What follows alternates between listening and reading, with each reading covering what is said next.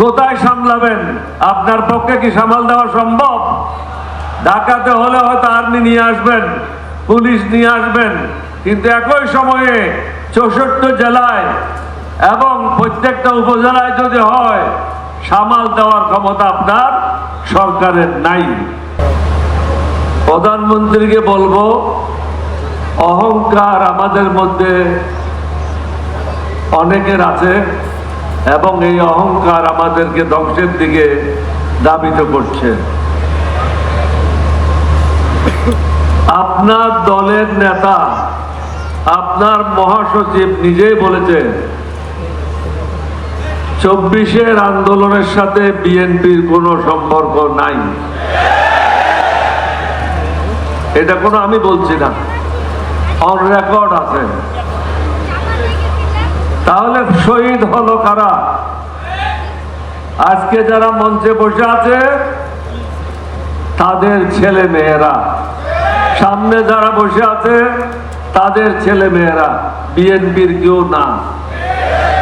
আপনি বিদেশে ছিলেন, আপনাকে যা বলা হচ্ছে আপনি সেটাই শুনছেন, কিন্তু প্রকৃত অবস্থা আপনি দেখেন নাই।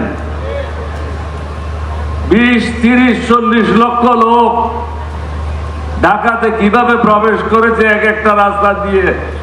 যাত্রাবাড়িতে যান 15 লক্ষের উপরে, টঙ্গীর থেকে নিয়ে বনানী পর্যন্ত। মিরপুরের দিকে যান, মিরপুর থেকে নিয়ে শেরেবাংলা নগর পর্যন্ত। এরকম প্রত্যেকটা রাস্তায়, এক একটা রাস্তায় 10 লক্ষের উপরে লোক ছিল। এখানে ছাত্ররা ছিল, জামাতের অধিকাংশ ছাত্র নেতারা ছিল, সাধারণ জনগণ ছিল। তারা কি চেয়েছে? তারা তো কোনো টাকা চায় নাই, তারা কোনো কার্ড চায় নাই, কৃষক কার্ড চায় নাই, রেশন কার্ড চায় নাই। তারা চেয়েছে সুশাসন, শান্তিতে ঘুমানোর জন্য। আপনি তো সেই ব্যবস্থা করতে পারছেন না। আপনার সম্মুখে অনেকগুলি সমস্যা।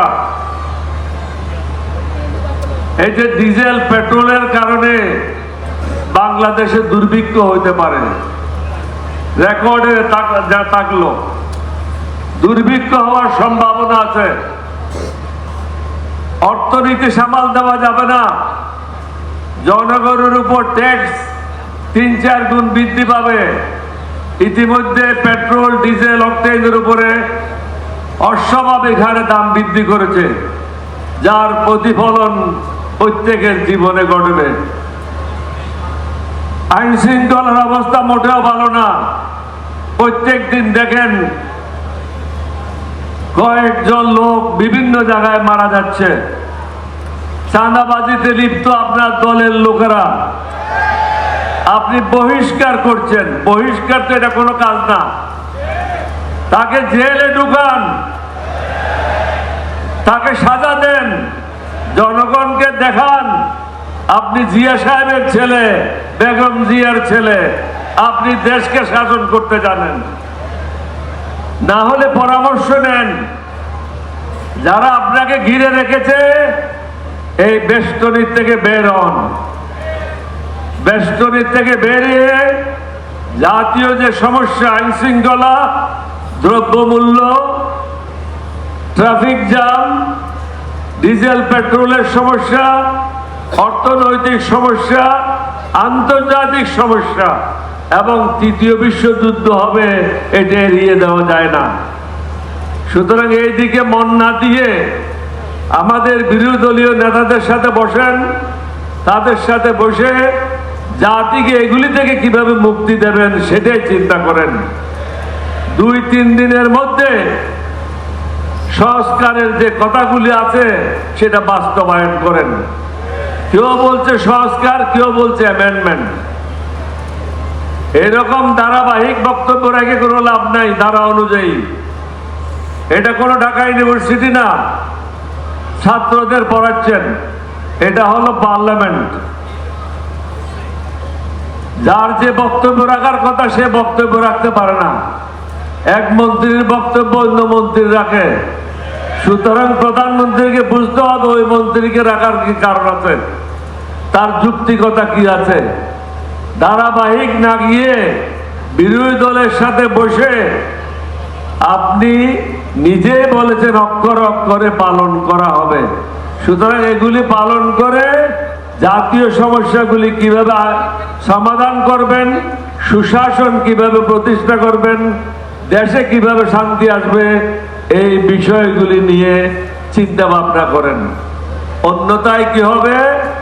প্রত্যেক জেলায় এরকম সমাবেশ হবে না, মিছিল হবে। কোথায় কোথায় সামলাবেন? ৬৬ জেলায় ৬৪টা মিছিল হবে। কোথায় সামলাবেন? আপনার পক্ষে কি সামাল দেওয়া সম্ভব? ঢাকাতে হলে হয়তো আর্মি নিয়ে আসবেন, পুলিশ নিয়ে আসবেন, কিন্তু একই সময়ে ৬৪ জেলায় এবং প্রত্যেকটা উপজেলায় যদি হয়, সামাল দেওয়ার ক্ষমতা আপনার সরকারের নাই, আপনার মন্ত্রীদের নাই। এই কথাগুলি চিন্তা ভাবনা করেন, অভিজ্ঞ লোকদের পরামর্শ নেন। ভয়ে বসে থাকেন না, অহংকারে বসে থাকেন না। আর যারা কান কথা বলে তেল মারে, তাদের থেকে দূরে থাকেন। আপনাদের সবাইকে ধন্যবাদ। বাংলাদেশ